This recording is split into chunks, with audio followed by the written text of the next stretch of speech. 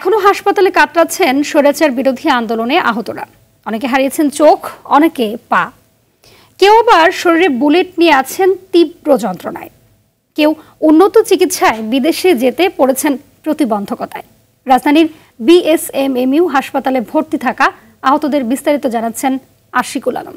Shea butter ও vitamin E সমৃদ্ধ lily glam beauty soap. Lily, always beautiful.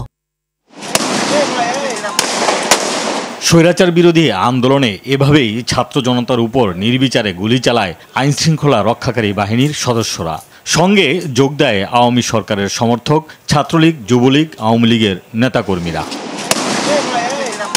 নির্বিচারে চালানো গুলিতে রাজধানীর বিএসএমএমইউ হাসপাতালের বিছানায় কাতরাচ্ছেন মোহাম্মদ রিয়েল। পেটে গুলিবিদ্ধ রিয়েলের উন্নত চিকিৎসায় থাইল্যান্ডের ভিসা হলেও আর্থিক জটিলতায় থমকে আছে চিকিৎসার বাকি পথ। কইছে বিদেশ লয়ে যাইব, বলছে 2-3 দিন, আজকে 1 সপ্তাহ হয়ে গেছে। ক্ষমতায় যে আছে সেই তার চিন্তা করে, যারা আমার মতো তারা কি করব, তারা আমার মতোই অচল থাকবো।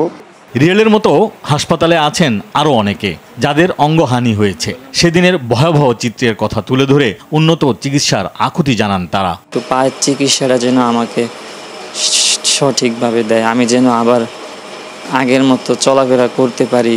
2 জন পুলিশ পিছন থেকে গুলি চালাইছে, আবার যখন পয়রা গেছি আবার উঠছি পড়ার থেকে, তখন গুলি করছে আর আবার পয়রা গেছি।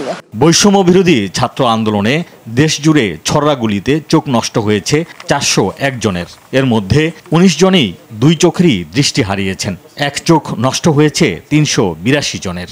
এখনো চোখ হারানোর আতঙ্কে অনেকে। 1 চোখে লাগছে, আর ওই চোখে একটু ঝাপসা, ওই চোখে মানে কমে গেছে আর কি। আমার মতন অনেক ভাইয়েরই চোখ নাই, কেউ জাগাত মারা গেছে। যে ডান চোখ হারিয়েছে। আমার মাথায় এখনো 12টা গুলি আছে, দাঁতে আছে। হাসপাতালের উপপরিচালক ডাক্তার মোহাম্মদ আবু নাসের বলছেন, চিকিৎসার সব ধরনের ব্যবস্থা নিচ্ছেন তারা।